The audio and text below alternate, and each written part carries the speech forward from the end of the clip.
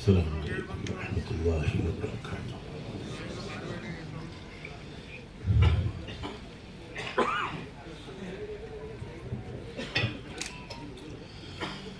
الحمد للہ وکفیٰ وسلام علی عبادہ الذین اصطفیٰ، اما بعد اعوذ باللہ من الشیطان الرجیم، بسم اللہ الرحمن الرحیم۔ انما یتذکر اولو الالباب،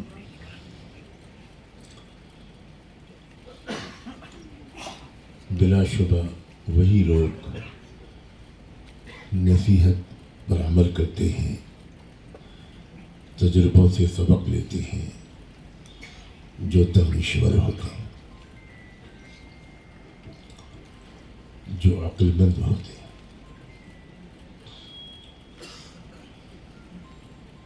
قابل احترام حضرات،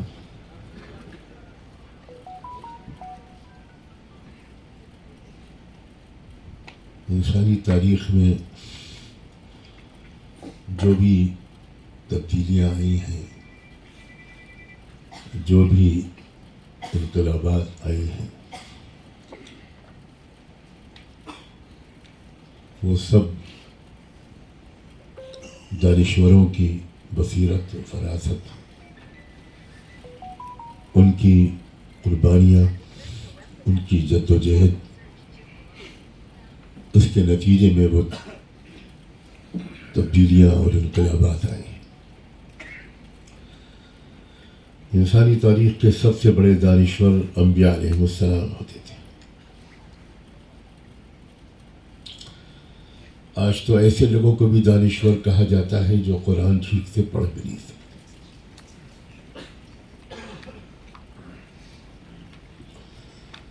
انسانی تاریخ کے سب سے بڑے دانشور، میں اپنے جملے کو پھر دہراتا ہوں، انبیاء علیہ السلام ہوتے ہیں۔ حضرت عیسیٰ علیہ السلام کے زمانے میں ان سے بڑا دنیا میں کوئی دانشور تاریخ گواہی دیتی ہے کہ نہیں ہو۔ ہم انبیاء علیہ السلام کو بزرگان دین سمجھتے ہیں، دانشور نہیں سمجھتے۔ یہ بہت بنیادی غلطی ہے دانشوری کے مفہوم کو سمجھنے میں۔ جو اللہ کو نہیں پہچانتا اللہ کی شان کے مطابق وہ جاہل مطلق ہے۔ جو اللہ کے پیغام کو نہیں پہچانتا، اللہ کی کتابوں کو نہیں سمجھتا، آخرت کی حقیقت کو، آخرت کو دنیا پر مقدم نہیں کرتا، وہ دانشور کہلائے جانے کا ہرگز مستحق نہیں۔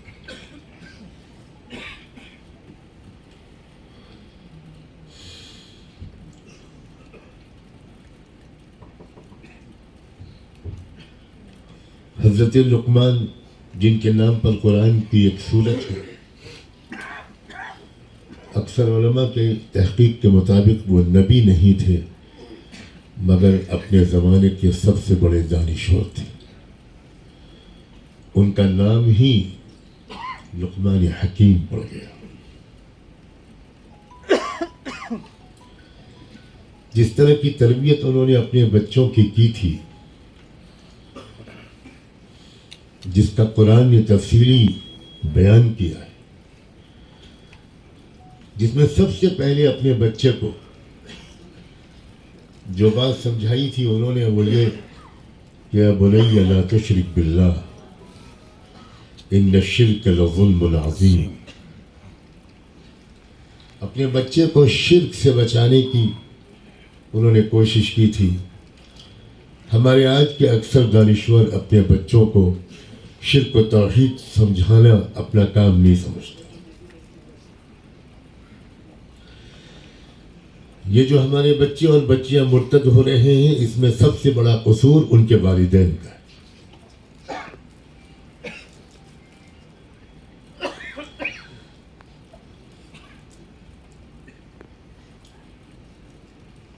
ملکی اور سیاسی اور سماجی تبدیلیاں ہر دور میں اس دور کے دانشور برپا کیا کرتے تھے۔ تمام دانشوروں کی تمام آراء سے مجھ کو آپ کو اتفاق ہو یا نہ ہو، یہ ایک تاریخی حقیقت ہے کہ تبدیلیاں دانشوروں نے برپا کی ہیں، عوام ان کے پیچھے چلے۔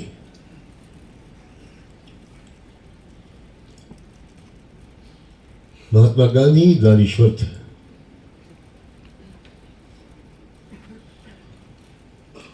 اپنی لاء کی پریکٹس چھوڑ کر اپنے ملک کو آزاد کرانے کی جدوجہد میں شامل ہونے کے لیے آئے تھے۔ ڈاکٹر بھیم راؤ امبیڈکر انٹلیکچوئل تھے، دانشور تھے۔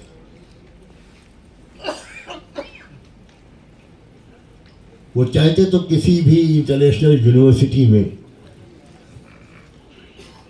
وہ لاء کے پروفیسر بن کر اپنی زندگی گزارتے،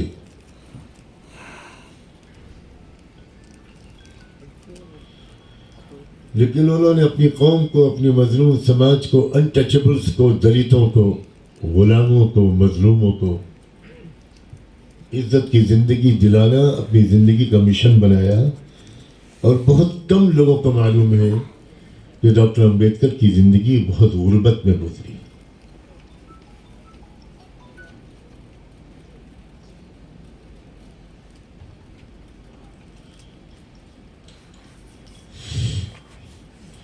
سبھاش چندر بوس انٹلیکچوئل تھے، مولانا ابوالکلام آزاد انٹلیکچوئل تھے، سر سید انٹلیکچوئل تھے، حضرت نانوتوی انٹلیکچوئل تھے، حضرت گنگوہی انٹلیکچوئلوں کا امام تھے، حضرت مدنی اور حضرت تھانوی انٹلیکچوئل تھے، علامہ اقبال انٹلیکچوئل تھے۔ میں جسارت کروں گا کہ میں آپ سے یہ درخواست کروں کہ اپنے گریبان میں جھانک کر دیکھیے، کیا آپ اپنا نام ان دانشوروں کی صف میں، ان فہرست میں لکھنے کی ہمت کر سکتے؟ مجھے جواب چاہیے، میں آگے نہیں بڑھوں گا جب تک آپ جواب نہیں دیں۔ بالکل جھوٹ بول رہے ہیں انشاءاللہ، بالکل غلط ہے، مجھے ثبوت چاہیے۔ کتنے غریبوں کی جھوپڑیوں میں آپ گئے، کتنے جیل کے قیدیوں کے اور ان کی فیملیز کے آنسو پوچھے آپ نے، کتنی بچیوں کی عزت کو بچانے کے لیے آپ نے جان کی بازی لگائی، کتنی مرتبہ آپ جیل گئے، کسانوں کے دکھ درد کو آپ نے کتنا محسوس کیا، مزدوروں کی الجھنوں کو آپ نے کتنا محسوس کیا، دلتوں پر ہونے والے ہزاروں برس کے مظالم ایک رات کی نیند بھی حرام کر پائے۔ میں آپ کو خوش کرنے کے لیے نہیں آیا، اور میری ایک بڑی شکایت تو یہ ہے کہ آپ کی دانشوری کی نفی کرنے والی چیز آپ کا دیر سے آنا ہے۔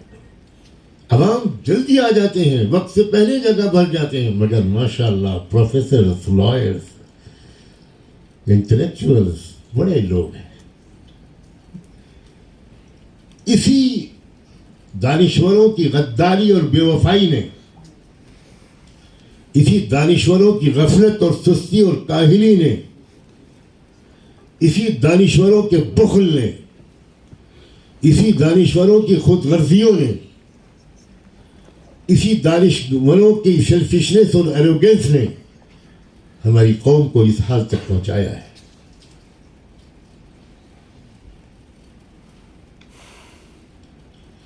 سر سید کو تو برطانیہ میں سر کا خطاب ملا تھا، ملکہ وکٹوریہ کے مہمان تھے، وہ چاہتے تو وہیں ٹھہر لیتے، بہت ٹھاٹدار قسم کی زندگی گزارتے۔ مگر آپ کو پتہ ہے سر سید نے علی گڑھ مسلم یونیورسٹی کس جد و جہد سے قائم کی؟ وہ اپنا دامن پھیلا کر، وہ میری طرح لمبا کرتا پہنتے تھے، وہ دامن پھیلا کر دروازے دروازے جا کر بھیک مانگتے تھے قوم کی تعلیم کے لیے، قوم کی نسلوں کو اس زوال سے نکالنے کے لیے۔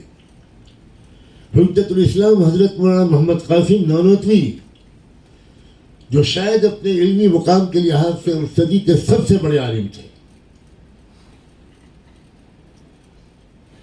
نانوتا، جھنجھانا، گنگو، تھانہ بھون، دیوبند، سہارنپور اور یہاں تک کہ دہلی، ان سڑکوں پر دامن پھیلا کر بھیک مانگنے نکلتے تھے بچوں کی تعلیم اور اسلامی تہذیب کی حفاظت کے لیے. یہ تھے دانشور لوگ. دانشور انہیں نہیں کہتے جو ڈرائنگ روم میں تفسیروں کو کافی سمجھتے ہیں. ہرگز ایسے لوگوں کو دانشور کہنا دانشوری کی غلط تعریف اور توہین ہے.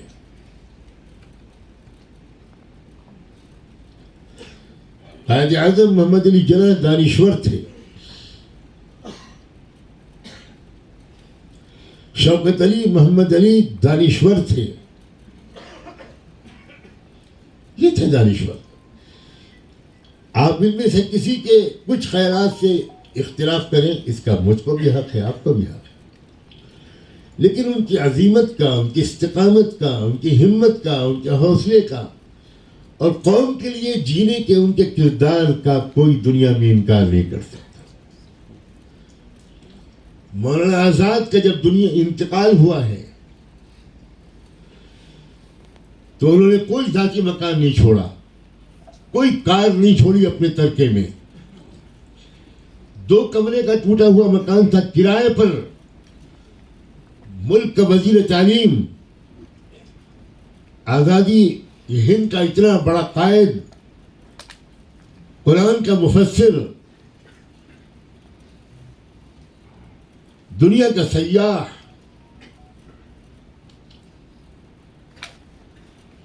لیکن اس نے اپنے کیریئر کو بنا کر ٹھاٹ باٹ کے ساتھ رہنا، اپنے عوام سے دور رہنا، غریب عوام کی اور اپنے درمیان ایک فاصلہ مینٹین کرنا، جو آج کے اکثر دانشوروں کا کیریکٹر ہے. یہ کردار ہمارے دانشوروں کا نہیں تھا. سیدنا صدیق اکبر عرب کے معاشرے کے سب سے بڑے دانشور تھے، چیف جسٹس تھے وہ. سیدنا عمر بن خطاب سب سے بڑے دانشور تھے. سیدنا عثمان، سیدنا علی، عبد الرحمن بن عوف، ابو سعید خدری، حضرت طلحہ، یہ اسلام کے، اسلامی انقلاب کے بنیادی رہنما، اسلامی عمارت کے بنیادی ستون، اپنی صدی کے چوٹی کے دانشوروں میں تھے. صدی نہیں بلکہ صدیوں میں ایسے دانشوروں کو ڈھونڈنا مشکل ہو.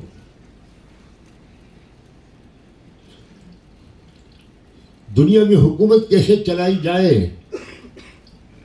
غریب اور امیر کے درمیان کے فرق کو کیسے کم کیا جائے.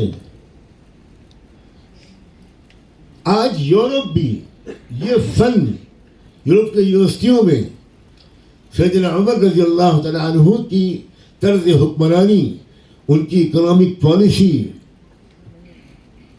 لا اینڈ آرڈر کو مینٹین کرنے کا ان کا انداز. میں نے خود امریکہ اور یورپ کی یونیورسٹیوں میں اس کے چیئر دیکھے، اس کے ڈپارٹمنٹ دیکھے. اسپین جیسے ملک میں آج بھی بے روزگار مردوں اور عورتوں کو، جن کے پاس کوئی جاب نہ ہو، ان کو ایک سوشل سیکیورٹی کے نام پر ماہانہ پیسے دیے جاتے ہیں.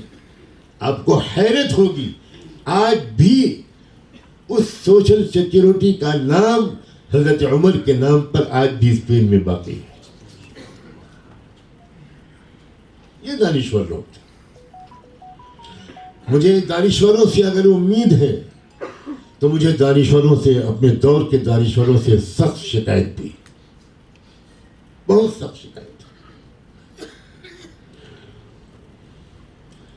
اگر غریب عوام نے مسجدوں کو آباد نہ کیا ہوتا، اگر غریب عوام نے فجر میں، کڑکڑاتی سردی میں، فجر میں، صف اول میں غریب عوام نہ گئے ہوتے تو مجھے تو بہت کم انٹلیکچوئل مسجد میں فجر میں نظر آتا. اپنے گھر میں نماز پڑھنے ایک فیشن بن گیا. ہر شخص خود اسلامی قانون کا ماہر ہے. جماعت سے نماز پڑھنے کے بارے میں جتنی سخت باتیں رسول اللہ نے کہی ہیں شاید ہی کسی جرم کے بارے میں اتنی سخت باتیں کہیں.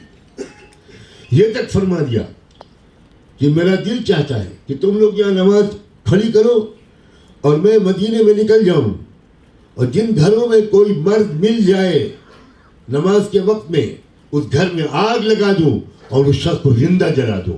یہ اس شخص کا جملہ ہے جس سے بڑھ کر مہربان اس آسمان کی آنکھوں نے کبھی دیکھا نہیں. کتنے انٹلیکچوئل 5 وقت کی نماز جماعت سے پڑھتے.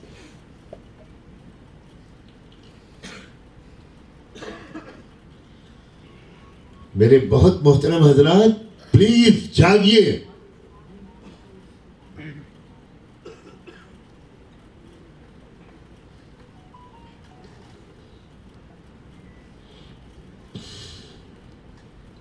ڈاکٹر ہیڈگوار ایک دانشور تھے, ساورکر ایک دانشور تھا, گرو گولوالکر ایک دانشور تھا, انٹلیکچوئل تھا, اسکالر تھا, آتھر تھا, مصنف تھا.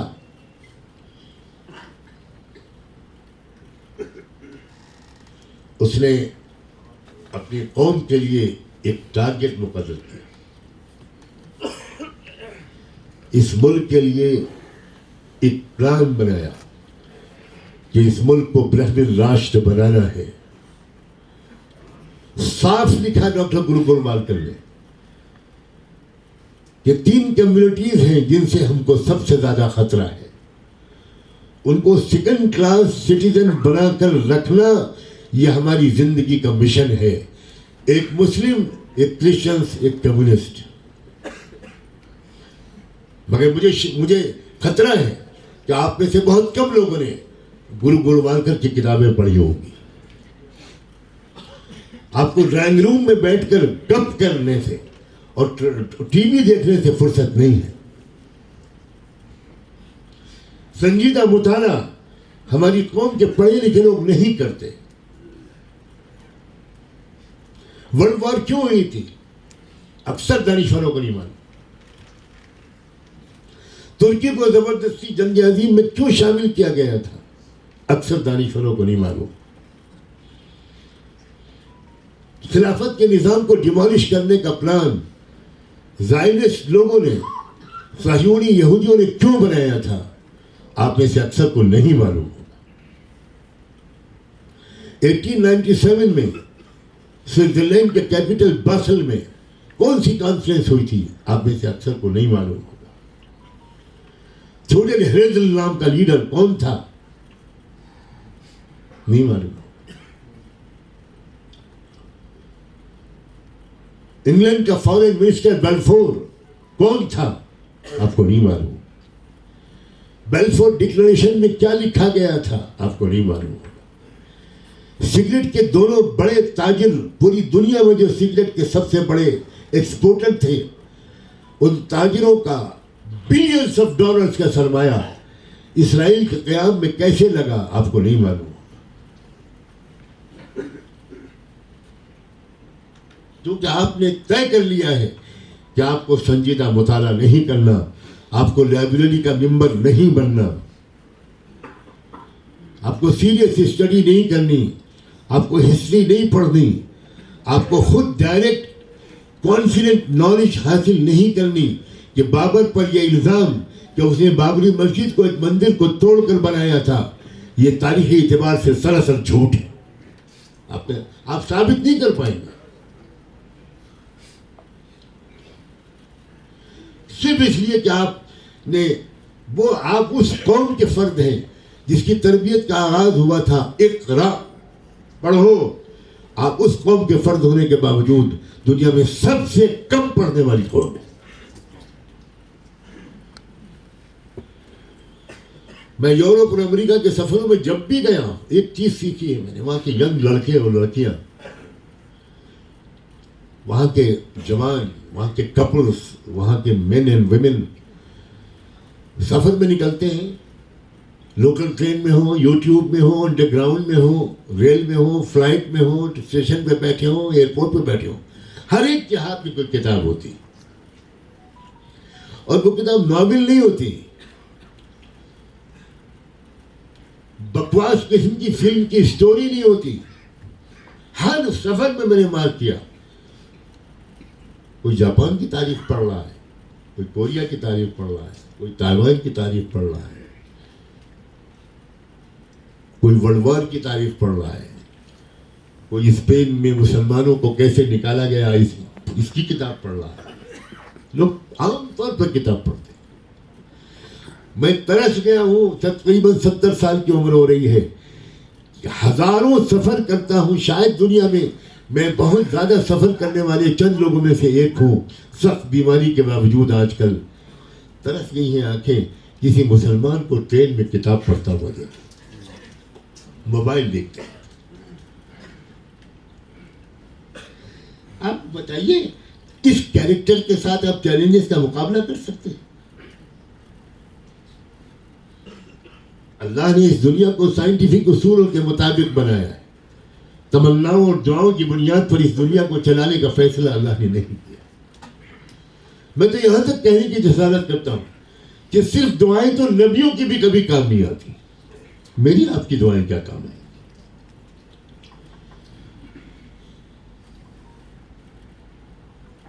گریبان میں جھانک کر دیکھیے کیا کنٹریبیوشن ہے آپ کا ان چیلنجز کے مقابلے میں. ایک قوم کے دانشوروں نے اپنی قوم کا ایک نصب العین بنایا، ایک اجتماعی مقصد بنایا. جیسے میں نے کہا برہمن راشٹر، ہندو راشٹر کا لفظ میں کبھی استعمال نہیں کرتا حتی الامکان.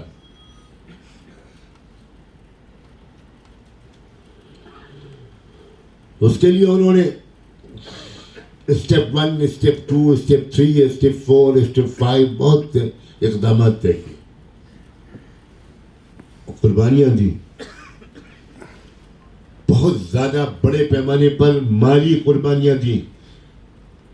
آپ کو بالکل نہیں معلوم ہے یا جان بوجھ کر آپ تجاہل برتتے ہیں. RSS کے والنٹیئرس نے، RSS کے مردوں نے، عورتوں نے بہت زبردست مالی قربانی دے کر آج اپنی سنگٹھن کو اور پارٹی کو یہاں تک پہنچایا ہے.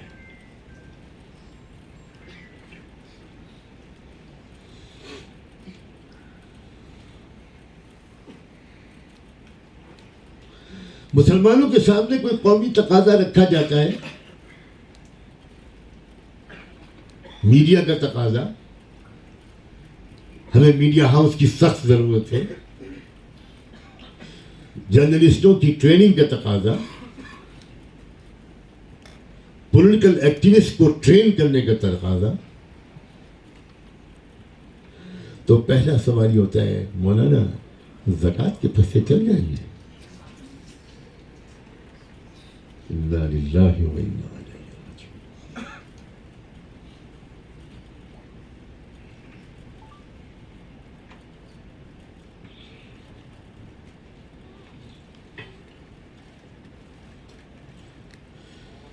اوبرائے ہوٹل کا نام آپ نے سنا ہوگا،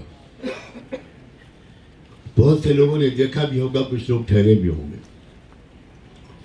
دنیا کے بڑے بڑے ملکوں کے بڑے بڑے شہروں میں اوبرائے ہوٹل موجود ہے. اوبرائے ہوٹل کا مالک ایک سکھ ہے، میری اس سے ملاقات ہوئی، اس کے بارے میں نے کچھ سنا تھا تو میں نے اس کو میسج بھیجا کہ میں آپ سے ملنا چاہتا ہوں صرف 10 منٹ کے لیے. انہوں نے مجھے وقت دیا اور 1 گھنٹہ 1.5 گھنٹہ مجھ سے بات کی. کیوں گیا تھا میں ان کے پاس؟ کیونکہ میں نے ان کے بارے میں پڑھا تھا، اوتھینٹک سورسز سے مجھے معلوم ہوا تھا کہ وہ شخص اپنی بلینز آف ڈالرز کی آمدنی کا 95% اپنی سکھ قوم کی ترقی پر لگاتا ہے. کتنا؟ 95. ہم خیر امت ہیں، ہماری جنت پکی ہے، ہماری مغفرت یقینی ہے. ہم سال میں میلاد النبی کر کے عشق رسول کا حق ادا کر دیتے ہیں. ہم کرتا پاجامہ پہن لیتے ہیں. ٹوپی لگا لیتے ہیں, ہم جمعے کی نماز مسجد میں جا کر امام صاحب پر احسان کر دیتے ہیں, اور اگر امام صاحب نے لمبی صورت پڑھ دی تو اچھی سی ڈانٹ بھی پلا دیتے ہیں. یہ کریکٹر ہے ہمارا.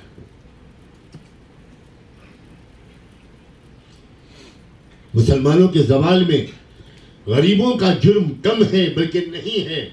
مسلمانوں کے زوال میں امیروں کا اور دانشوروں کا سب سے بڑا جرم ہے.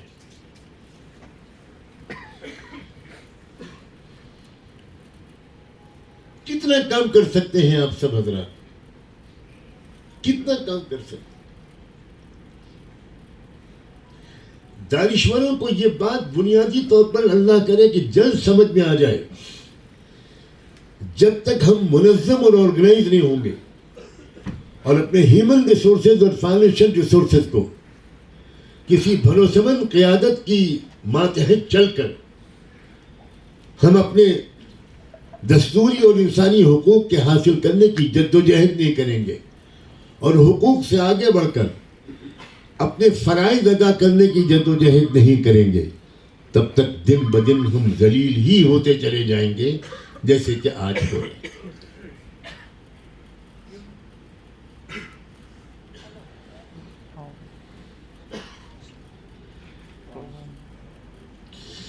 حضرات, اللہ کے واسطے آخرت میں کیا جواب دیں گے یہ آپ خود سوچ لیجیے. آپ مجھے مطمئن کر سکتے ہیں. ایک صاحب مسلمان میوات میں گیا تو وہ بی جے پی کی پارٹی کے ممبر اور چیئرمین کے عہدے پر تھے, مجھ سے ملنے کے لیے لائے گئے اور بی جے پی میں ممبر میں کیوں بنا ہوں اس پر ایک شاندار تقریر کرنے لگے.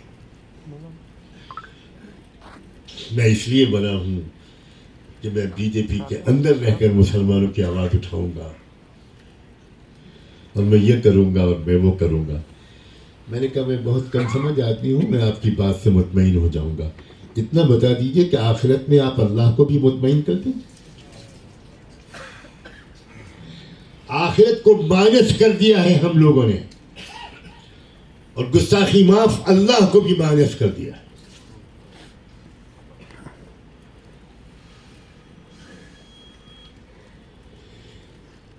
ذلت کے جس دور میں ہم بھارت کے مسلمان اس وقت پہنچے ہیں, خدا نے ہم پر آخری حجت قائم کرنے کے لیے غزہ کے بہادروں کی تصویریں ہمارے سامنے رکھ دی ہیں.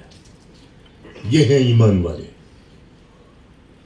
یہ ہیں حوصلے والے, یہ ہیں بہادر, یہ ہیں صاحب کردار, یہ ہیں شہادت کے لیے تڑپنے والے. جس دن اسماعیل ہنیہ کو شہید کیا گیا,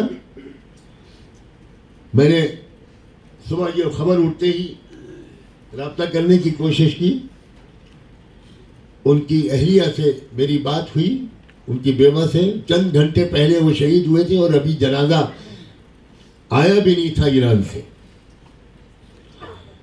ان کی مہربانی اور محبت کہ اس غم کی شوق کی حالت میں انہوں نے مجھ سے فون پر بات کی, اور جب میں نے ان سے کہا کہ میں بھابھی کہوں, بہن کہوں, کیا کہوں, کیا آئیڈیل شخص تھا اسماعیل ہنیہ. کروڑوں مسلمانوں کے لیے, علماء کے لیے ایک مثالی شخصیت تھی. تو اللہ کی بندی نے کہا کہ شیخ نعمانی, عربی میں بات ہو رہی تھی, آپ تو تعزیت نہ کریں, مجھے مبارکباد دیں.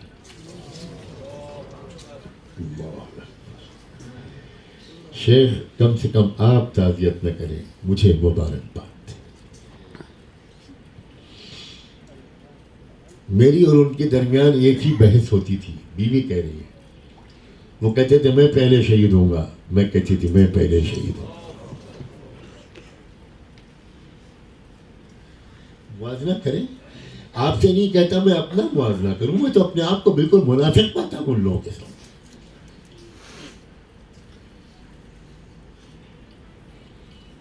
ایک کے بعد ایک ہماری یہ ظالم, بدکردار,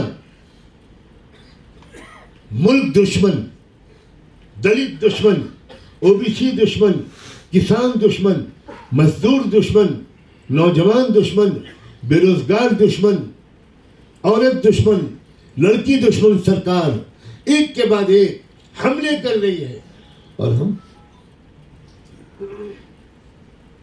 ایک کے بعد ایک پیچھے ہٹتے چلے جا رہے ہیں یہاں تک کہ ہماری نوجوان لڑکیوں اور لڑکوں نے طے کیا کہ چھوڑو اسلام، مرتدوں کے نیند حرام ہوئی ہو. مجھے تو ایسا نظر نہیں آتا، ہو سکتا ہے میری نگاہ کی کمی ہو. کوئی بے چینی نہیں پیدا ہوتی ہمارے اندر. ہم نے اس ملک میں رہنے کا فیصلہ اپنے اختیار سے کیا تھا. اس وقت کیا تھا جب کئی سال کی گفتگویں، مذاکرات اور کوششیں اور بحثوں کے بعد یہ طے ہوا تھا کہ ایک ایسا نان پارٹیشن کانسٹیٹیوشن بنے گا جس کے بنانے میں آپ برابر کے حصے دار ہوں گے اور اس میں آپ کو برابری کے حقوق حاصل ہوں گے اور مذہب اور دھرم اور ذات کی بنیاد پر، نسل کی بنیاد پر کوئی بھی ڈسکریمنیشن نہیں ہوگا. یہ وعدے 50 بار کیے گئے، تحریری طور پر بھی کیے گئے، زبانی طور پر بھی کیے گئے. اور کانسٹیٹیوشن اسمبلی جو 2.5 سال کی بحث کے بعد ڈاکٹر امبیڈکر کی قیادت میں یہ اس کانسٹیٹیوشن کو ڈرافٹ کرنے میں کامیاب ہو سکی. عام طور پر لوگوں کی زبانوں پر ہے کہ یہ سنویدھان بابا صاحب ڈاکٹر امبیڈکر کا سنویدھان ہے. بے شک ڈاکٹر امبیڈکر کا ایک بڑا میجر کنٹریبیوشن ہے. وہ ڈرافٹنگ کمیٹی کے چیئرمین تھے. مگر کاش کہ دلی کہ آپ جیسے دانشور لوگ کبھی کانسٹیٹیوشن اسمبلی کی بحثوں کو پڑھنے کے لیے وقت نکال لیتے.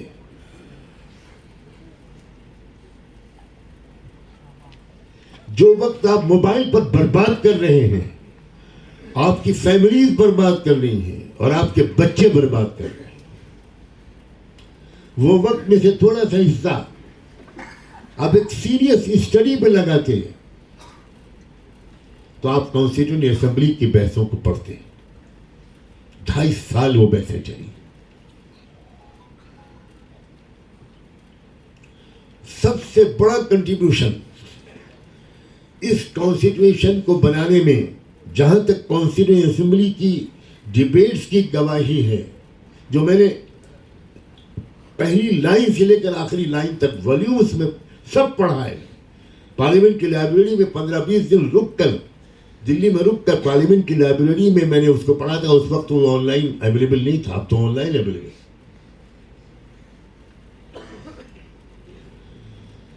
سب سے بڑا کنٹریبیوشن پنڈت جواہر لال نہرو کا ہے. انہوں نے بہت تفصیلی ریزولوشن پیش کیے، اڑ گئے وہ.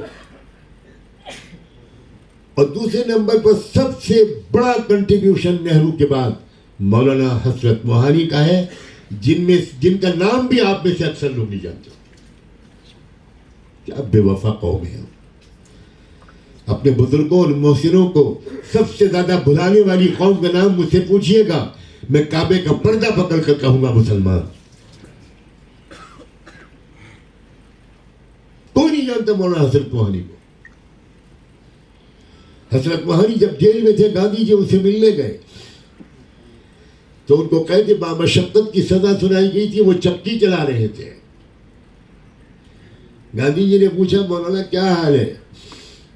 تو برجستہ ایک شعر کہا. حضرت موہانی کہنے لگے، ہے مشق سخن جاری چکی کی مشقت بھی، ہے مشق سخن جاری چکی کی مشقت بھی، یک طرف تماشا ہے حسرت کی طبیعت بھی. تیسرے نمبر پر سب سے زیادہ حصہ اس دستور کے بنوانے میں لڑ جھگڑ کر، بحث کر کے جس کا تھا، اس تیسرے شخص کا نام تھا مولانا ابوالکلام آزاد. 2 مسلمان اور 1 غیر مسلم.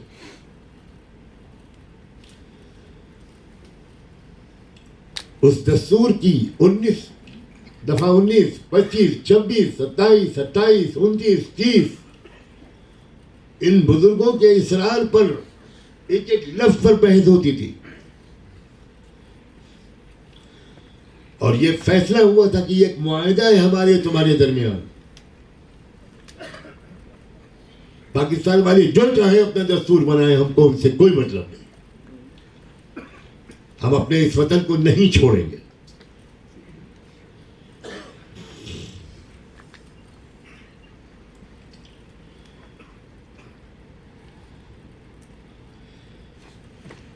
لیکن یہ بھی آپ لوگوں کو یہ بات تو شاید معلوم ہوگی, اتنی بدگمانی تو مجھے نہیں کرنی چاہیے, کہ آر ایس ایس نے 20 سال تک کانسٹیٹیوشن کو تسلیم نہیں کیا, نہیں مانا. ہندو مہاسبھا کانسٹیٹیوشن اسمبلی سے واک آؤٹ کر گئی. آر ایس ایس کا پہلا تبصرہ کانسٹیٹیوشن پر یہ تھا کہ ہمارے سنویدھان میں کوئی بھی چیز بھارتی نہیں ہے. سخت مخالف تھی آر ایس ایس. برسا برس کے بعد 30-40 سال کے بعد آر ایس ایس نے اسٹریٹجیکلی اپنی لائن بدلی اور یہ کہنا بند کر دیا کہ دستور بدلیں گے. دوسرا راستہ اختیار کیا, عدالتوں کے ذریعے دستور کے خلاف فیصلے کروائے جائیں, نمبر 1. نمبر 2, دستور میں پورے دستور کو نکالنے کے بجائے ایک ایک کر کے دستور کے آرٹیکلز کو بدلتا چلا جائے, یہاں تک کہ یہ آخری موقع آ گیا وقف بل والا.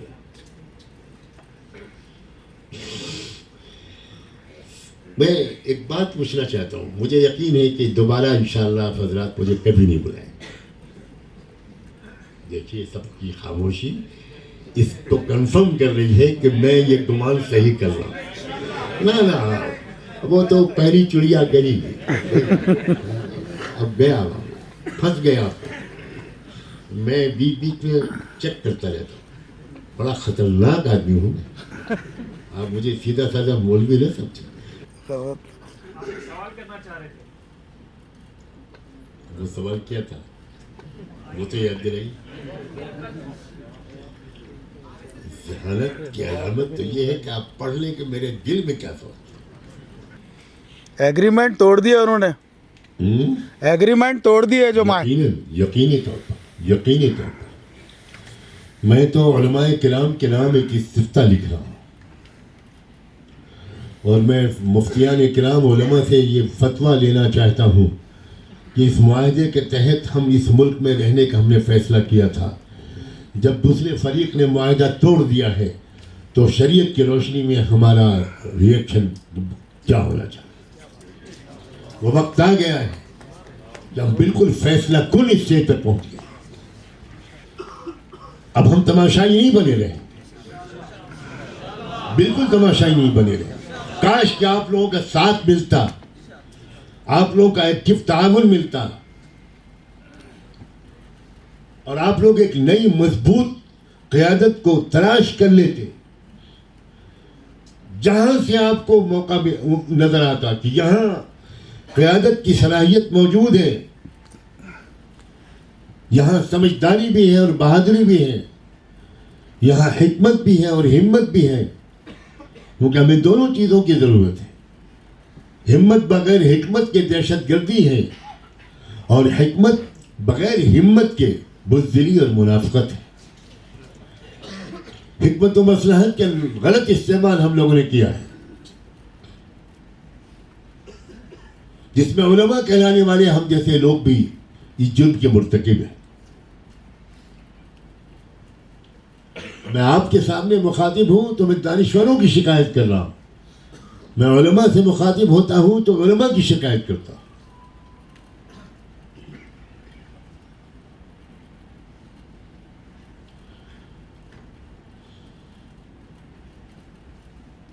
تصویر کا جو منفی رخ ہے, ملک کے حالات کا جو منفی رخ ہے وہ سب کے سامنے ہے, اس پر زیادہ روشنی ڈالنے کی کوئی ضرورت نہیں. لنچنگ ہو رہی ہے, جیل میں ٹھوسا جا رہا ہے, دھرم پریورتن پر بہت انکریج کیا جا رہا ہے, ہمارے لوگوں کو نہیں معلوم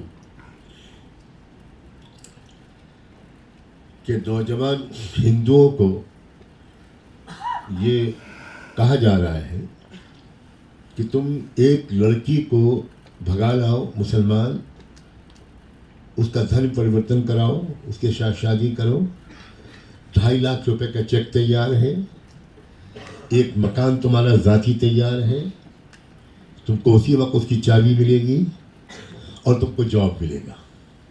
یہ ہے صورتحال. اب ہندو نوجوان جو بیچاروں کو پاس روزگار نہیں ہے، روزگار کا حال ہمارے ملک میں یہ ہے کہ ہماری بے شرم حکومت بڑے فخر کے ساتھ کہتی ہے کہ ہم 80 کروڑ لوگوں کو 5 کلو فری راشن دے رہے ہیں. اللہ اکبر. بے شرمی کا ایسا عالمی ریکارڈ کبھی قائم نہیں ہوا ہوگا. اولمپک چیمپئن بن گیا ہمارا ملک. جس بات پر کمرے میں چھپ جانا چاہیے، 80 کروڑ آدھی آبادی سے کافی زیادہ. اس کا صاف مطلب یہ ہے کہ سرکار اپنے قوم کے نوجوانوں کو روزگار دینے میں ٹوٹلی ناکام ہے. اسے روزگار دینے سے دلچسپی نہیں ہے. وہ تو کسانوں سے، مزدوروں سے، عوام سے، پروفیشنل سے، سرکاری ملازمین سے، ہر ایک سے چوس کر 2-4 ارب پتیوں کو کھرب پتی بنانے میں لگی ہوئی.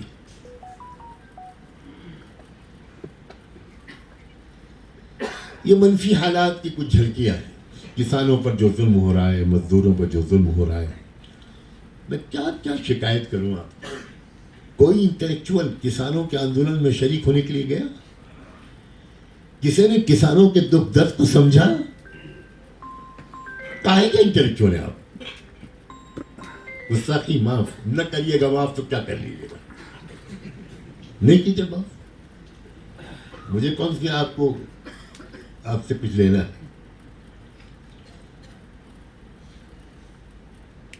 سب ناراض ہو کے چلے جائیں، مگر گھر جانے سے پہلے منہ ٹھیک کر لیجیے گا، ورنہ ہوم منسٹری خبر لے گی بہت کس کی. ڈانٹ وہاں کھائیے اور ہم پر آ کے غصہ اتار رہے.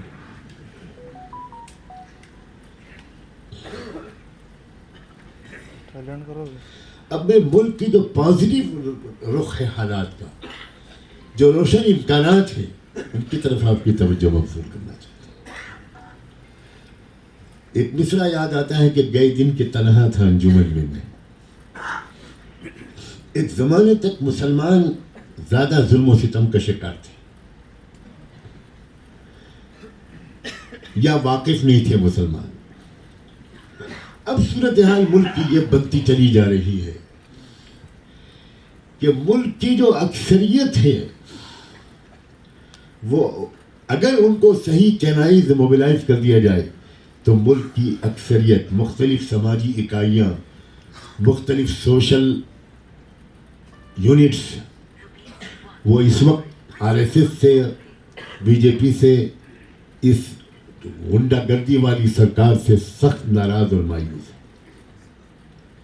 میں گناتا ہوں. سکھ پہلے غلط فہمی میں تھے. 1 لاکھ کے مجمع میں میرے سامنے کھڑے ہو کر سکھ قائدین نے پنجاب میں، ہریانہ میں اس بات کا اقرار کیا ہے، ہاتھ جوڑ کر معافی مانگی ہے کہ ہم نے مسلمانوں کو اپنا دشمن سمجھا تھا، جبکہ وہی ہمارے دوست نکلے.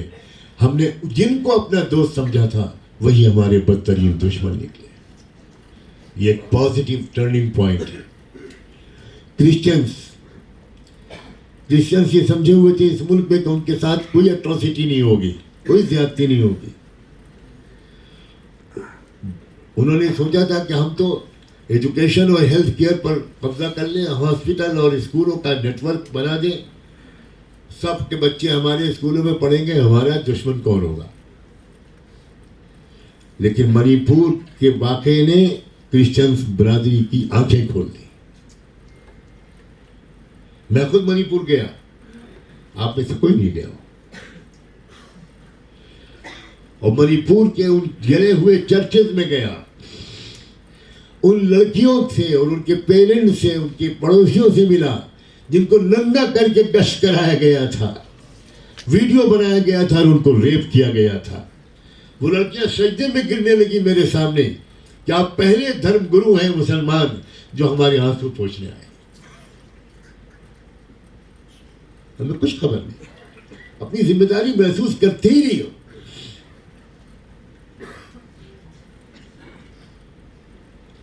ہل گئی کرسچن لیڈرشپ.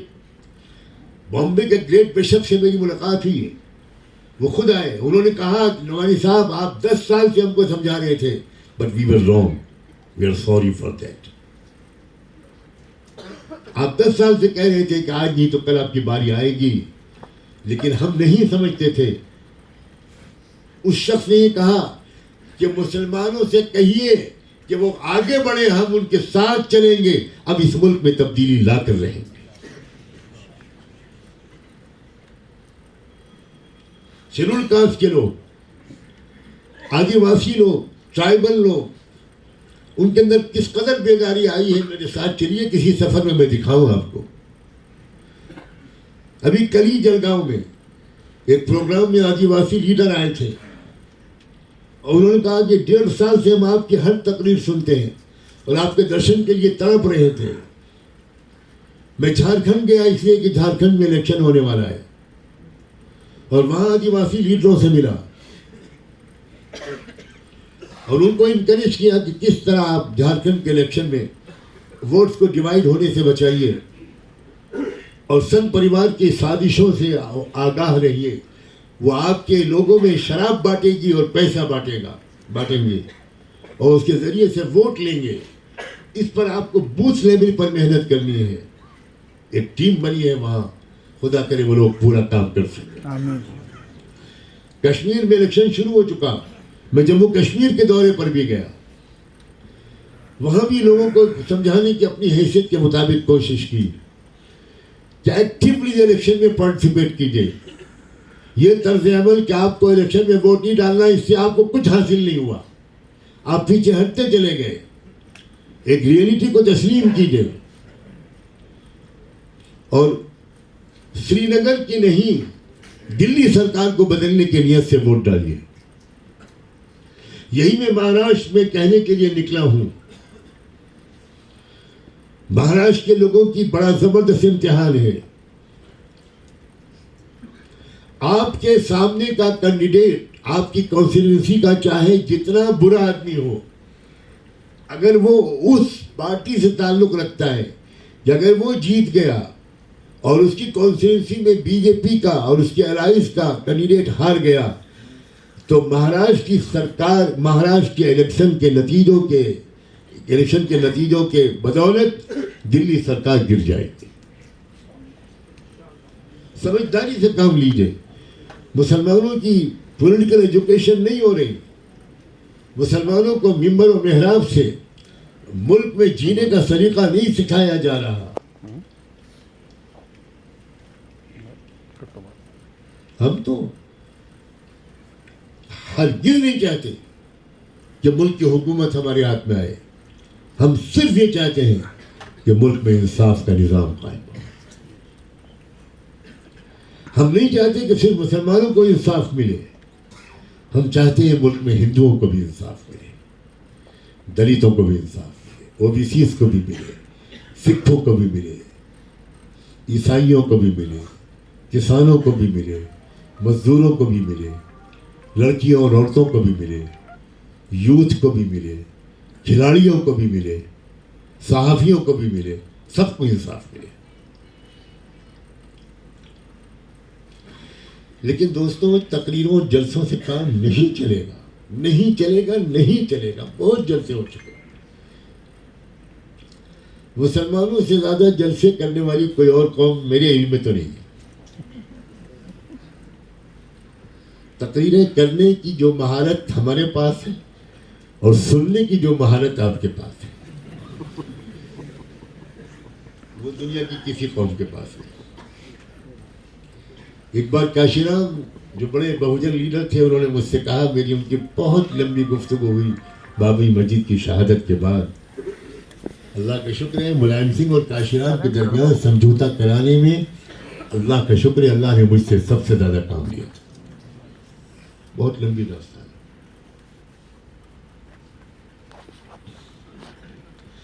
کاشی رام نے مجھ سے کہا کہ نعمانی صاحب مسلمانوں میں سے کسی کا پھیپھڑا ہم کو دے گا. میں نے کہا کیا کریں گے آپ کو پھیپھڑا کھائیں گے؟ کہنے کہ نہیں آپ تو رات بھر تقریر نہیں کرتے آپ کا پھیپھڑا دکھتا ہی نہیں. میرا شریف شروع ہوتا ہے جلسہ سیرت تو فجر کی اذان پر بھی مشکل سے رکنا پڑتا ہے مولانا صاحب کہ بھائی تقریر بعد میں پوری کر لیجیے گا پہلے نماز پڑھ لیجیے. اور آپ کے جلسوں کا نتیجہ زیرو ہوتا ہے. اور کہا ہم ایک گاؤں میں جاتے ہیں پیڑ کے نیچے گاؤں والوں کو جمع کرتے ہیں آدھے گھنٹے کی بات میں ہم تھک جاتے ہیں مگر آدھے گھنٹے کے اندر گاؤں کا سنگھن بنا کر اٹھتے ہیں. یہ ہوتی ہیں قومیں. کلچر بدلنے کی ضرورت ہے اور اگر اورنگ آباد اور حیدرآباد کا کلچر بدل گیا تو انڈیا کا کلچر بدل گیا. چلیے کسی نے تائید تو کی تالیاں بجے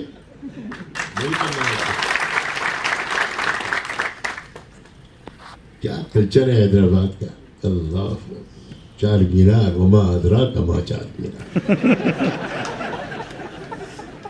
حیدرآبادی بریانی اور حلیم وما ادراک ما حلیم. تباہ ہو گئے مسلمان. کیا ہو رہا ہے؟ اپنے پیسوں کو کہاں برباد کر رہے ہیں؟ اپنے گھر کی شادیوں میں کیا خرچ کر رہے ہیں؟ کیا ہو رہا ہے؟ کیا تعلق ہے اسلام کا ان سب چیزوں سے؟ بھائی کرتا پاجامہ ٹوپی اسلام ہے؟ اسلام کو بدنام کرنے کے لیے کسی بلراج مدھوک کی ضرورت نہیں ہے. اسلام کو بدنام کرنے کے لیے ہم کافی ہیں. بالکل کافی.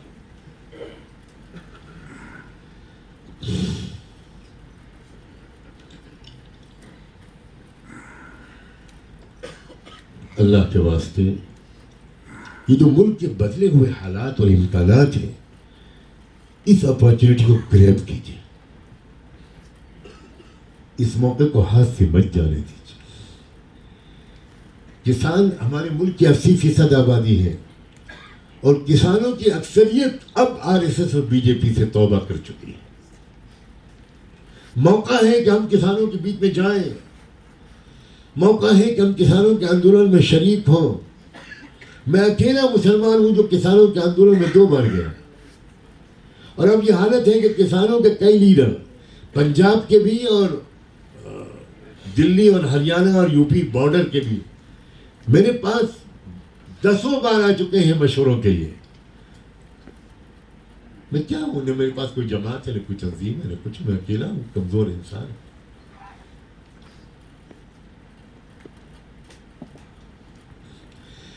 جب میں پنجاب گیا آندولن میں شریک ہونے کے لیے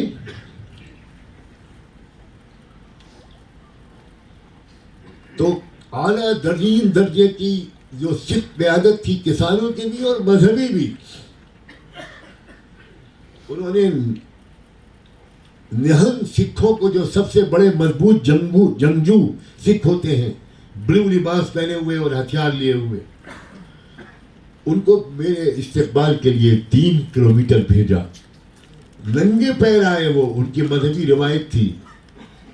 اور میں گاڑی میں سوار رہا, وہ پیدل چلتے رہے اور اتنا پرجوش استقبال کیا. اور اس سبھا میں جس میں 1.5 لاکھ سکھ لوگ شریک تھے کسان, اس تقریر میں میں دیکھ رہا تھا کہ آگے کئی 100 مہلائیں بیٹھی ہوئی تھی یا شاید 1000-2000. زیادہ تر عورتیں رو رہی تھی میری تقریر کے دوران. اور یہ کہا مجھ سے سکھ لیڈر نے وہاں بھی اور خانقاہ آ کر بھی نیرل میں, نعمانی صاحب ہم سب جانتے ہیں کہ آپ کا اپنا کوئی پرسنل انٹرسٹ نہیں ہے. ہم کسی حد تک یہ بھی جانتے ہیں کہ آپ سخت بیماریوں سے گزر رہے ہیں. آپ پورے دیش میں مارے پھر رہے ہیں. ایک تنظیم بنائیے, اکٹھا کیجیے ہم سب کو. ہم آگے پیچھے دائیں بائیں سے آپ کی حفاظت کریں گے. اب اس دیش میں اس طرح کا برہمن راشٹر نہیں آنے دیں گے, دستور کو نہیں بدلنے دیں گے.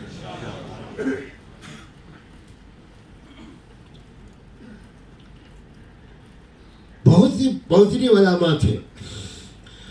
ہماری مسلم خواتین میں بھی زبردست بیداری ہے, زبردست بیداری ہے. مجھے تو اس بات کا دکھ ہے کہ اورنگ آباد کے سفر میں اپنی بہنوں اور بیٹیوں کو خطاب کرنے کا موقع نہیں مل پا رہا ہوں مجھے, ورنہ میں مردوں سے زیادہ عورتوں میں بیداری دیکھ رہا ہوں. چیلنج کیجیے. اگر کسی قیادت کے بارے میں آپ کو یہ اطمینان ہے تو اس قیادت کے ہاتھ مضبوط کیجیے. آپ کو نہیں معلوم ایسی کوئی قیادت تو اس قیادت کی تلاش کے لیے 1-2 سفر تو کیجیے. عجیب بات ہے, جو مجھ سے ملتا ہے کہتا ہے انشاءاللہ اگلے سفر میں اورنگ آباد میں اس سے بڑا اجتماع کریں گے. یعنی آپ تشریف نہیں لائیں گے. آپ تو بہادر شاہ ظفر کے داماد ہیں اور پیروں میں سہاگ رات کی مہندی لگی. آپ نہیں آئیں گے نا. یہ کہہ رہا تھا لڑکا, یہ بٹا ہٹا کٹا جوان یہ نہیں کہہ رہا کہ میں آؤں گا سیکھنے, میں آؤں گا انقلاب کا سپاہی بننے. آپ آئیے. واہ بھائی بے رحمو. جس وقت رحمت اور خیر خواہی بٹ رہی تھی اورنگ آباد کے لوگ حلیم کھا رہے تھے. کیا کر رہے تھے؟ نان کلیا. نان کلیا. نان کلیا. میں جانتا نہیں, نان کلیا کھا رہے تھے. تباہ کر دیا اس حلیم نے اور اس نان کلیا نے.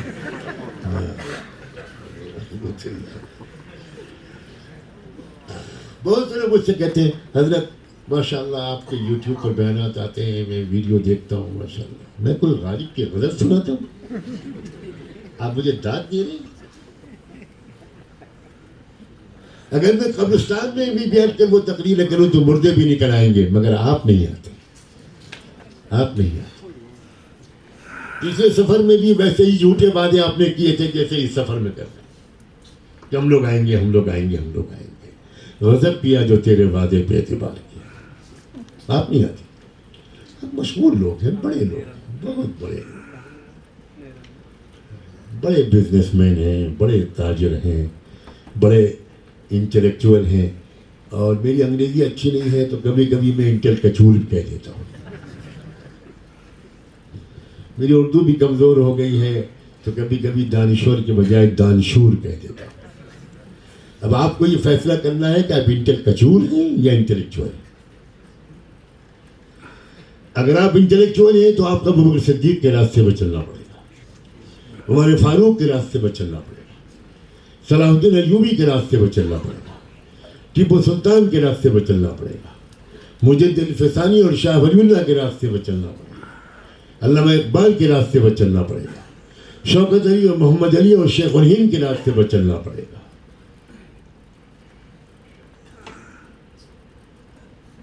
قوم کے ساتھ یہ بے وفائی مت کیجیے.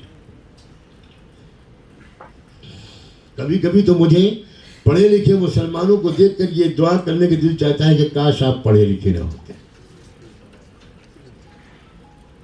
بتائیے اس سے زیادہ سخت اور کڑوی بات میں آپ کے سامنے کیا کہہ سکتا ہوں. کیونکہ میں دیکھ رہا ہوں پورے ملک میں بے پڑھے لکھے مسلمان ہیں جو سب کچھ کرنے کے لیے تیار ہیں, اور پڑھے لکھے مسلمان ہیں وہ اپنی ڈائننگ ٹیبل سے اٹھنے کے لیے تیار ہیں. کیا لعنت ہے ایسی تعلیم پر, لعنت ہے ایسی ایجوکیشن پر جس نے آپ کو غریب عوام سے کاٹ دیا. آپ محلوں میں رہتے تھے, آپ کالونیوں میں شفٹ ہو گئے, آپ اپنے غریب عوام سے دور ہو گئے. نہیں بھائی, یہ دانشوری نہیں ہے, یہ قوم سے بے وفائی ہے, یہ خود غرضی ہے, یہ مطلب پرستی ہے, یہ انانیت ہے. ہمارے دانشور حضرات اگر ایک بات تسلیم کر لیں کہ ان کو اس قوم کو ایک کراؤڈ آج جو صرف کراؤڈ کی شکل میں ہے اس کو کیڈر بنانا ہے.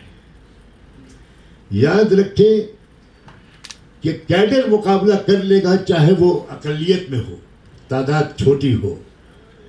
کراؤڈ کبھی مقابلہ نہیں کر سکتا چاہے وہ لاکھوں کروڑوں کی تعداد میں. اب مجھے بتائیں کہ مسلمان آج کراؤڈ ہے یا کیڈر ہے؟ کراؤڈ اس کیڈر کو کراؤڈ بنانا ضروری ہے کہ نہیں؟ نہیں. کوئی نبی آئے گا اس کو کراؤڈ کیڈر بنانے کے لیے؟ جلسوں سے کیڈر بن جائے گا؟ دیکھیے ہر قوم کا ایک مرکز ہوتا ہے جہاں اس کا کیڈر بنتا ہے. یاد رکھیے پورے ملک کے چپے چپے سے لوگ باری باری وہاں جاتے ہیں اور کوئی 10 دن, کوئی 1 مہینہ, کوئی 6 مہینے رہ کر ٹریننگ حاصل کرتے ہیں, کیڈر بنتے ہیں. پھر ان کو کیڈر بنا کر ذمہ داری دے کر 6 مہینے 1 سال کی ذمہ داری دے کر ان کو بھیجا جاتا ہے.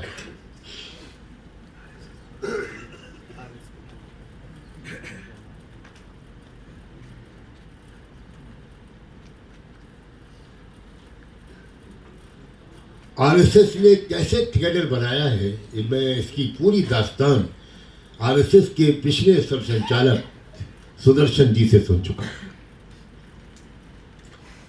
آج موہن بھاگوت ہیں, اس سے پہلے کوئی اور تھا, ان سے پہلے کوئی اور تھا, ان سے پہلے سدرشن تھے. سدرشن سے میرا عجیب و غریب طریقے پر ملاقات ہے. 2001 میں انجورڈ ہوا, میری ریڑھ کی ہڈی 3 جگہ سے فریکچر ہو گئی اور میں بالکل بستر پر اس طرح پڑ گیا کہ موو بھی نہیں کر سکتا تھا. اس وقت علاج کے لیے لکھنؤ میڈیکل کالج کے آرتھوپیڈک ڈپارٹمنٹ کے جو ڈین تھے ڈاکٹر ترپاٹھی, ان سے میرا رابطہ ہوا. ڈاکٹر ترپاٹھی نے بڑی اپنائیت کے ساتھ, بہت لگن کے ساتھ, خصوصی توجہ کے ساتھ میرا علاج کیا. اور 1-2 ملاقاتوں میں یا شاید پہلی ملاقات میں وہ اتنے مانوس ہو گئے, کہنے لگے اتنی تکلیف میں آپ میرے پاس اب بالکل نہیں آئیں گے, میں آیا کروں گا آپ کے پاس, کہاں رہتے ہیں آپ وغیرہ. اس طرح وہ میرے گھر پر آنے لگے. بہت تعلق ان سے ہو گیا, میں ان کا بہت احسان مند رہتا تھا. ہر ہفتے میں 1 یا 2 بار مجھے وزٹ کرتے تھے, فزیو تھراپسٹ کو ساتھ میں لاتے تھے. 1-2 ملاقاتوں کے بعد انہوں نے بتایا کہ سدرشن جی میرے سگے ماما ہیں, میں ان کا بھانجا ہوں.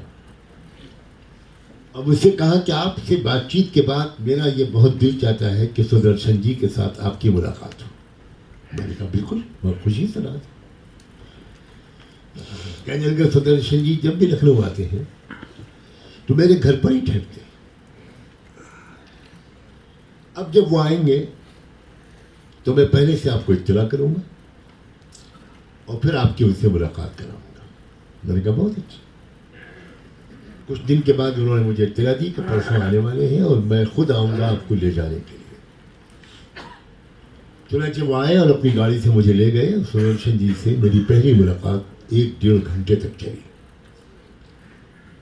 بہت ہی میرے باتوں سے بظاہر انہوں نے بڑے تاثر کا اظہار کیا اور یہ کہا کہ ہم چاہتے ہیں کہ ہمارا رابطہ اور ڈائلاگ بڑھے. میں نے کہا میں بالکل حاضر ہوں. اگلی 2-3 وزٹس پر ڈاکٹر ترپاٹھی سدرشن جی کو میرے گھر لاتے تھے, مجھے نہیں لے جاتے. اس لیے کہ سدرشن جی نے اس سے کہا کہ مولانا صاحب کو تکلیف مت دینا, ان کو اطلاع کر دینا, ٹائم لے لینا, میں خود تمہارے ساتھ چلوں گا. 2-2 گھنٹے میرے ٹوٹے پھوٹے گھر میں وہ بیٹھتے تھے. بہت باتیں ہوتی اور ایک پلان طے ہوا کہ اس طرح ایک ڈائلاگ کا سلسلہ شروع ہوگا, غلط فہمیوں کو دور کرنے کا سلسلہ شروع ہوگا. کسی تیسرے کے ذریعے سے ہم ایک دوسرے کو نہیں سمجھیں گے, ہم ڈائریکٹ کنورزیشن کے ذریعے ایک دوسرے کو سمجھنے کی کوشش کریں گے اور اکاموڈیٹ کرنے کی کوشش کریں گے اور انڈین کانسٹیٹیوشن کو بنیاد بنائیں گے. اس کے ایک ایک لفظ پر آپ کو بھی عمل کرنا ہوگا, ہم بھی عمل کریں گے. بہت آگے تک چلے گئے سدرشن جی. بظاہر مجھے ایسا لگتا ہے کہ ان لوگوں میں وہ تھوڑے اوپن مائنڈیڈ آدمی تھے, پازیٹیو سوچ والے آدمی تھے. غلطی ان سے کیا ہوئی کہ وہ بڑے جوش میں آ گئے, اور بھوپال کے تھے وہ, بھوپال میں گئے, رمضان گزرا, عید کی نماز آئی, تو سدرشن جی عید کی نماز پڑھنے کے لیے سر پہ رومال باندھ کر پہلی صف میں کھڑے ہو. RSS کا سب سنچالک گیم کر دیا. اور میڈیا نے آسمان سر پہ اٹھا لیا. اور اس کے بعد میں آپ کو صرف اتنا بتا سکتا ہوں, 3-4 ہفتے کے بعد سدرشن جی اس دنیا سے چلے گئے.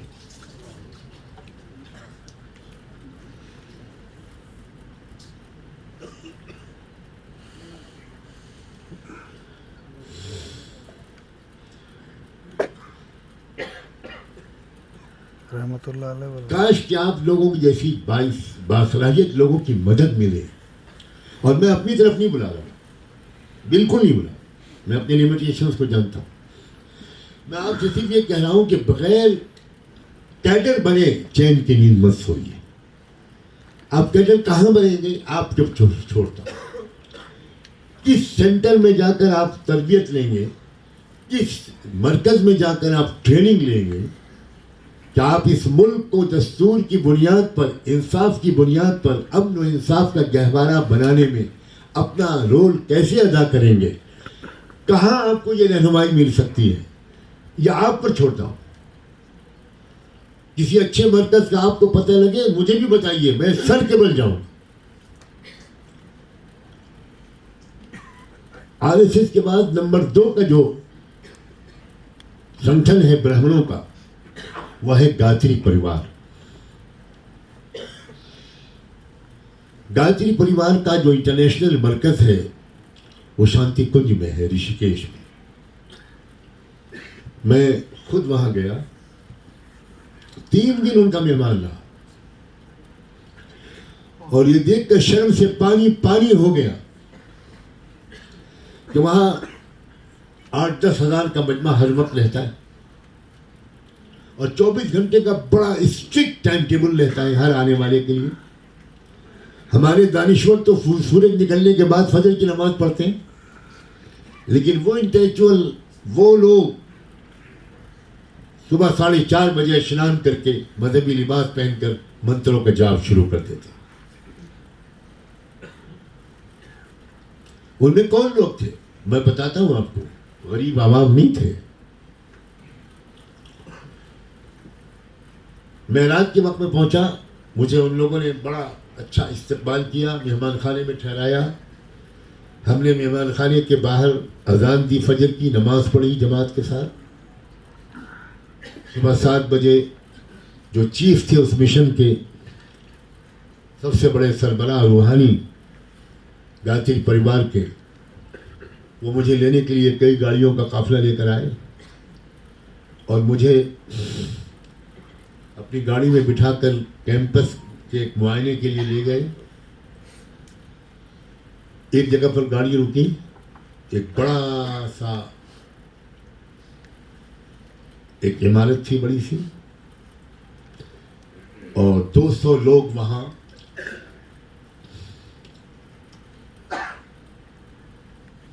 دھارمک لباس میں ملبوس, سر سے پیر تک ادب کے ساتھ کھڑے ہوئے تھے ننگے پیر. گاڑی سے ہم لوگ اترے, میرا انہوں نے تعارف کرایا. 200 لوگ کھڑے ہوئے تھے, اور سامنے ان کا جو امیر تھا, قائد تھا, کیپٹن تھا, جو بھی نام اس کا وہ رکھتے ہو, وہ آگے کھڑے ہوئے تھے. انہوں نے مجھ سے مصافحہ کیا, استقبال کیا, اور میرا تعارف یہ کرایا ان لوگوں کا کہ یہ جہاں آپ کو لایا گیا ہے یہ ہمارا کچن کا کمپلیکس ہے, اور یہ 200 لوگ مہمانوں کی خدمت کے لیے کچن میں والنٹیئر ہیں, اور یہ جو ان کے چیف ہیں, جو سب سے بڑے قائد ہیں روٹی پکانے, چاول پکانے, دال پکانے, سبزی پکانے والے عملے کے جو قائد ہیں, برتن دھونے والوں کے جو سب سے بڑے ذمہ دار ہیں, وہ کون ہیں؟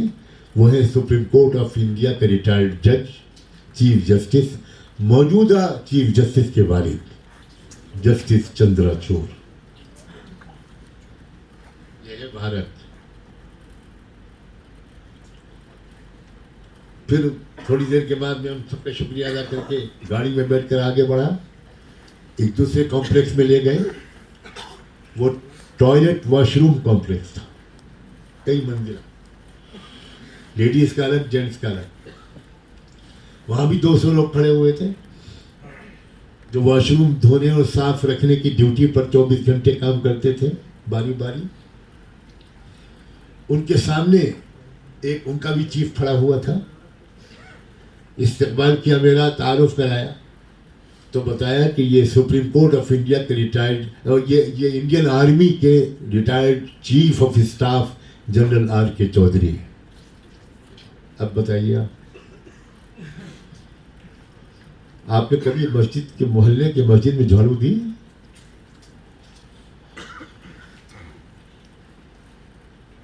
کیا ہو گیا ہے, کیا ہو گیا ہے؟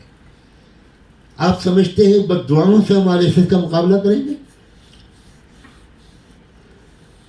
ہائی اسکول پاس ہو جاتا ہے ہمارا بچہ, آدھا پاگل ہو جاتا ہے, اور کہیں خدا نخواستہ آپ نے PhD کر لیا, لا کر لیا, آپ ڈاکٹر بن گئے, تو آپ قوم سے ہزاروں میل دور بھاگتے ہیں. خدمت کرنے کا تو سوال ہی نہیں پیدا ہوتا. خدمت کرے گا غریب, بے روزگار. مسجد کی خدمت پڑھا لکھا مسلمان نہیں کرے گا, مسجد کی خدمت ڈاکٹر نہیں کرے گا, مسجد کی خدمت بزنس مین نہیں کرے گا, مسجد کی خدمت کوئی انجینئر, کوئی وکیل, کوئی جج نہیں کرے گا. یہ ہے اسلام. اسلام اس کو کہتے ہیں. اگر آپ قرآن و حدیث سے سیکھنے کے لیے تیار نہیں ہیں تو میری آخری اپیل یہ ہے کہ RSS سے ہی سیکھ لیں.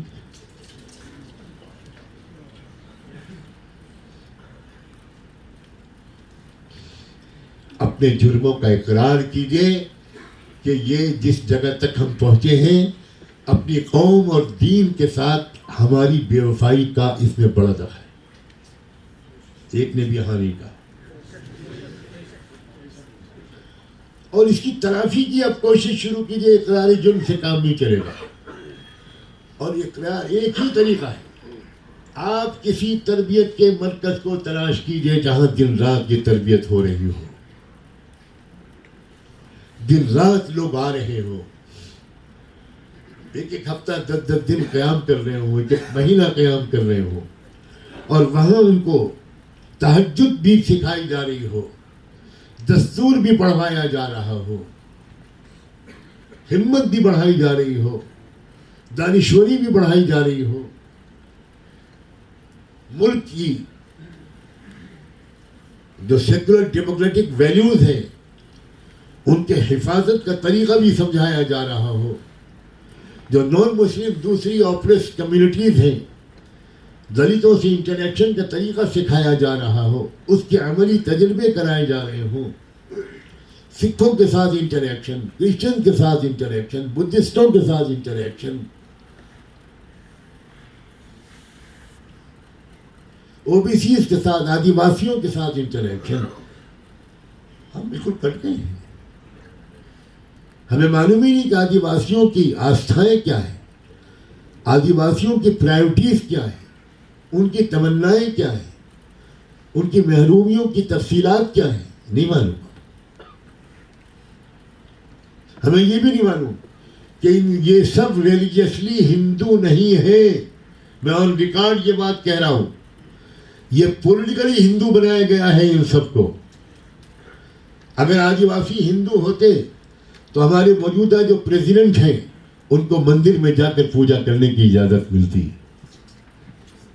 آنریبل پریزیڈنٹ آف انڈیا, راشٹرپتی, مہا مہم راشٹرپتی مہودیا, وہ گئی ایک مندر میں پوجا کرنے کے لیے, ان کو باہر روک دیا گیا. You are not allowed madam to enter into the temple. ان کے سیکورٹی کا اسٹاف اندر گربھ گرہ میں گیا, وہ 50 گز کے فاصلے پر کھڑی ہو کر دور سے ہی ہاتھ جوڑے کھڑی رہیں, اندر نہیں آنے دیا گیا. اگر آدیواسی ہندو ہیں جیسا کہ RSS دعویٰ کرتی ہے تو راشٹرپتی کو مندر میں جانے کی اجازت کیوں نہیں ملی؟ ہم دلتوں کو بھی ہندو سمجھتے ہیں اپنی جہالت کی وجہ سے. پچھلے راشٹرپتی رام کووند جی وہ بھی ایک مندر کی پوجا اور درشن کے لیے گئے, لیکن راشٹرپتی رام کووند کو بھی مندر کے اندر جانے نہیں دیا گیا, اس لیے کہ دھارمک لحاظ سے دلت ہندو نہیں ہو سکتے, شودر ہندو نہیں ہو سکتا, شودر مندر میں نہیں جا سکتا. راشٹرپتی یہ ہے ہمارا ملک.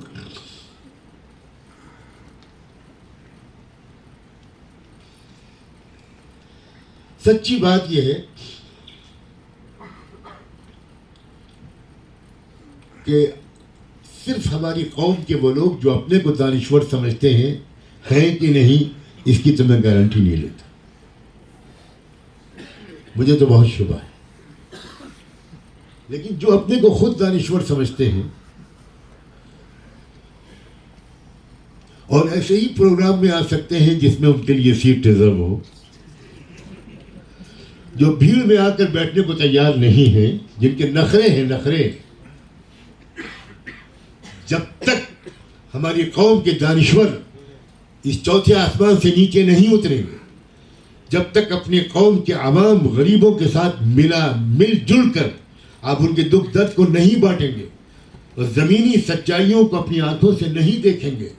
آپ کو کھیتوں میں بھی جانا چاہیے, آپ کو جنرل اسپتالوں کے جنرل وارڈ میں جانا چاہیے, آپ کو سلم ایریاز میں جانا چاہیے, ہفتے میں ایک دن طے کرنا چاہیے. ہم الحمدللہ جو اپنی تنظیم ہم نے نئی بنائی ہے آل انڈیا ایکتا فورم, اس کا پورا ٹریننگ کا پروسیجر یہی ہے کہ یہ سب کرنا پڑے گا. آپ کو اتنے بجے اٹھنا ہی پڑے گا, قرآن کی تلاوت کرنی ہوگی, درود شریف پڑھنا ہوگا, قرآن کو سمجھ کر پڑھنے کی بھی کوشش کرنی پڑے گی, قرآن کا ترجمہ بھی آپ کو پڑھنا پڑے گا. کیسے مسلمان ہیں جو قرآن کو نہیں سمجھتے؟ کیسے مسلمان ہیں بھائی؟ آپ شیکسپیئر کے پلیز کو پڑھ لیتے ہیں, اس کی شاعری کو پڑھ لیتے ہیں, ورڈسورتھ اور ٹینیسن کی شاعری کو پڑھ لیتے ہیں, اور آپ اللہ کے کلام کو سمجھنے کی ضرورت محسوس نہیں کرتے. کوئی کمی محسوس نہیں ہوتی کہ میرا رب مجھ سے کہہ رہا ہے یا ایھاالذین آمنو, لیکن ہم کو نہیں پتا کہ اللہ ہم سے کیا کہہ رہا ہے. We take it so lightly. لا حول ولا قوت الا باللہ. امریکہ اور یورپ میں, عرب ملکوں کا تذکرہ نہیں کر رہا, امریکہ اور یورپ میں university students boys and girls کے اندر تفسیر پڑھنے, حدیث پڑھنے, فقہ پڑھنے کا زبردست رجحان عام ہو گیا ہے.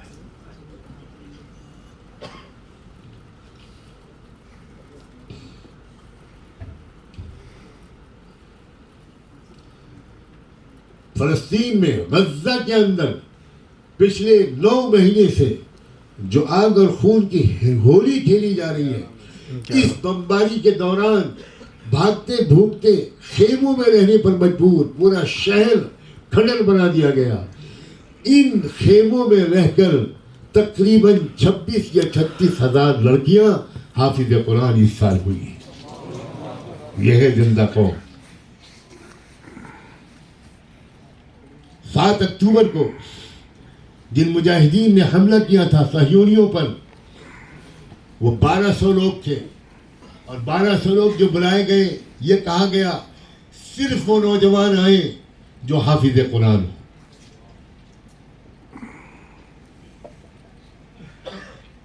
خوش فہمیوں سے نکلیے, غلط فہمیوں سے نکلیے, اپنی کمیوں کا اعتراف کیجیے, احساس کیجیے کہ ہم لوگ بالکل سیکنڈ کلاس مسلمان ہیں.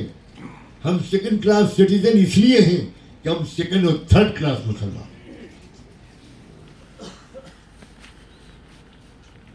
آپ نماز میں اللہ سے کیا کہہ رہے ہیں آپ کو ترجمہ نہیں معلوم. کمال ہے, احساس ہی نہیں ہوتا. اپنی زندگی کو نئے سرے سے منظم کیجیے, ایک تربیت لیجیے, کیڈر بنیے. کانگریس پارٹی کے لیڈروں سے میں نے کہا حالیہ ملاقات میں کہ یاد رکھیے کہ پولیٹیکل پارٹیاں موومنٹ کا مقابلہ نہیں کر سکتی, تحریک کا مقابلہ نہیں کر سکتی. ایک طرف تحریک ہو, جن آندولن ہو, عوامی موومنٹ ہو, اور دوسری طرف صرف پولیٹیکل پارٹی ہو, کبھی نہیں کامیاب ہو پائے. بی جے پی کی مضبوطی یہ ہے کہ اس کے پیچھے ایک انتہائی کمیٹڈ سنگھن ہے, انتہائی کمیٹڈ ڈسپلن آرگنائزیشن ہے. اور وہ آج جس مقام تک پہنچے ہیں وہ ڈرائنگ روم میں بیٹھ کر نہیں پہنچے ہیں, بار بار ان کو جیل میں جانا پڑا, بار بار وہ بین کیے گئے, اسٹرگل کیا انہوں نے, قربانیاں دی, تب وہ اس مقام پہ پہنچے. لیکن مسلمان قنوت نازلہ بھی ایک مہینے کے بعد پڑھنے کو تیار نہیں. عجیب تماشا ہے. میرے سامنے سوال آ گیا کہ حضرت کیا ایک مہینے کے بعد بھی قنوت نازلہ پڑھ سکتے ہیں؟ یہ میں کیا نام دوں اس امت کا؟ کیا ہو گیا ہے؟ Really, I am at loss to understand what happened to us. ہرگز ہم اپنے آپ کو مسلمان کہنے کے حقدار نہیں. ہم نے اسلام کو بدنام کرنے کے سوا کچھ نہیں کیا.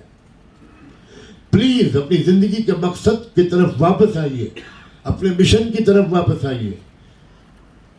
ہمارا پیغمبرانہ مشن یہ ہے کہ پورے ملک میں اور پوری دنیا میں انصاف کا نظام قائم ہو, سب کو انصاف ملے, مندر بھی محفوظ رہیں, گرجا گھر بھی محفوظ رہیں, گرودوارے بھی محفوظ رہیں, بدھسٹ ٹیمپل بھی محفوظ رہیں, اور مسجدیں, درگاہیں, قبرستان بھی محفوظ رہیں. اتنا وحشیانہ قانون, یہ وقف بل امینڈمنٹ بل جو پیش ہوا ہے 24, اللہ اکبر, کیا قانون ہے, عجیب و غریب قانون.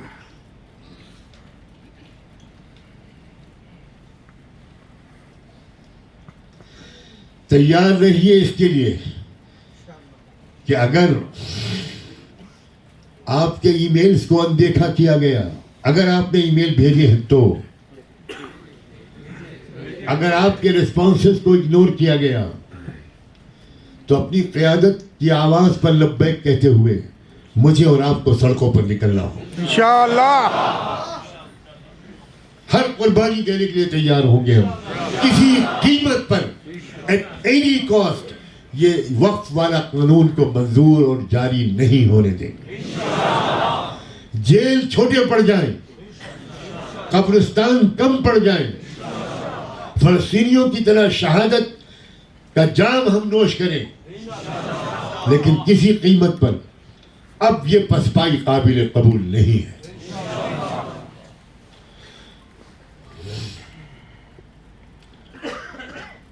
اپنے گھر والوں کے مزاج کو بنائیے. مردوں کے پیروں کی زنجیریں غیر تربیت یافتہ عورتیں بنتی ہیں. اپنے گھر والوں کے مزاج کو بنائیے, تربیت ذہنی طور پر تیار کیجیے.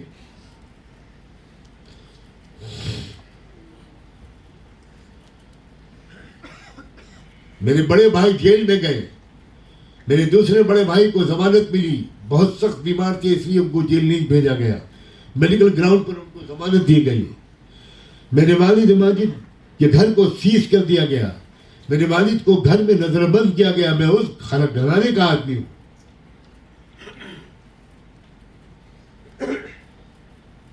اور اسی لیے اب مجھ سے برداشت نہیں ہو رہا ہے مسلمانوں کی غفلت. ظالموں سے میں کوئی امید نہیں کرتا, اس لیے ان سے مجھے کوئی شکایت بھی نہیں. لیکن شکایت تو اپنوں سے ہے, اپنوں کی غفلت سے ہے, اپنوں کی بے وفائی سے ہے, اپنوں کی بدنظمی سے ہے. خدا کے لیے یہ نہ کہیے کہ آپ آئیے, میں کن بیماریوں سے گزر رہا ہوں, کاش کہ آپ میرے لیے صرف دعائیں صحت کر دیں. اتنی سخت بیماریوں سے گزر رہا ہوں کہ بعض ڈاکٹروں نے کہا کہ اب ہم آپ کا علاج نہیں کر سکتے, بالکل نہیں کر سکتے. میں مسلسل سفر میں ہوں, 365 دن میں 300 دن سے زیادہ میں سفر میں رہتا ہوں, جبکہ 4-5 تعلیمی ادارے چلا رہا ہوں. اور میری زندگی کا ایک مشن یہ ہے کہ یہ دینی تعلیم اور ماڈرن تعلیم ایجوکیشن, ان دونوں کے درمیان کے گیپ کو ختم کیا جائے. اسی نے ہم کو بہت بڑا منافق بنا دیا.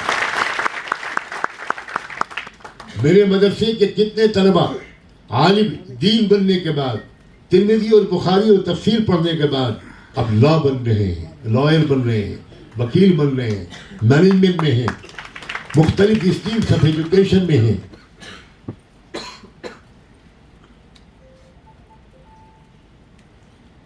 وہ تو اللہ میرے ان ساتھیوں کو جزائے خیر دے کہ جنہوں نے میرے اداروں کو ایسے سنبھالا ہوا ہے ڈیڈیکیشن کے ساتھ کہ مجھے سفروں میں جانے میں کوئی دقت نہیں ہوتی. ورنہ ایک ادارہ چلانا, اور وہ بھی مسلمانوں کا, دنیا کا کتنا مشکل کام ہے. یہ وہ لوگ جانتے ہیں جو ادارہ چلاتے ہیں. ایک بوڑھی عورت نے کسی سے ناراض ہو کر اس کو بد دعا دی, اللہ تجھے کسی مدرسے کا محتمم بنا.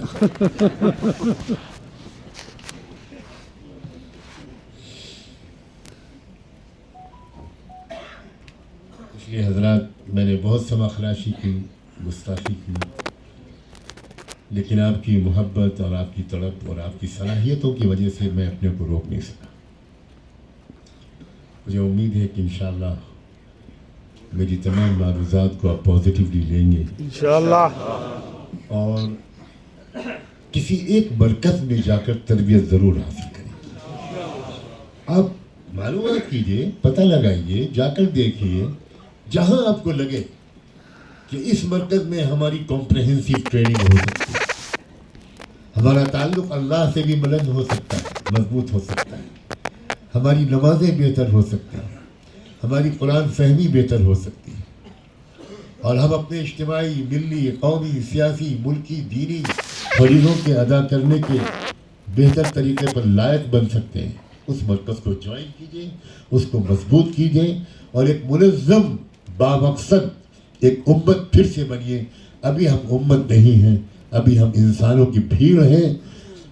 امت صرف اس جماعت کو کہتے ہیں جو ایک قیادت کے ماتحت ایک مشن کے لیے اپنی جان, اپنے مال, اپنے وقت و صلاحیتوں کو لگاتی ہو. صرف اس کو امت کہتے ہیں. انسانوں کی بھیڑ کو عربی زبان میں امت نہیں کہہ سکتے. آپ سب نے اتنے صبر و برداشت سے میری بات کو سنا, بہت بہت شکریہ آپ سب کا. اللہ آپ کے رتبے بلند کرے, آپ کی صلاحیتوں کو مزید جلا بخشے, اور آپ سے ملک و ملت کے اچھے سے اچھے کام لے. جزاکم اللہ, وآخر دعوانا ان الحمد للہ رب العالمین.